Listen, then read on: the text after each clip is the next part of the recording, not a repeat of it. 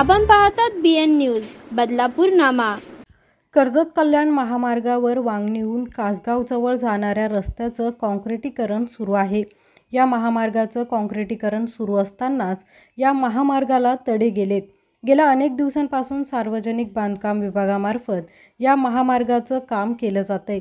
मात्र महामार्गाला आत्ताच तडे जाऊ लागल्याने महामार्ग किती काळ टिकेल याबाबत शंका निर्माण झाली आहे। कोट्यवधींचा खर्च करून देखील काँक्रिटीकरणाचा दर्जा न राखल्याने या महामार्गावर तडे पडलेत।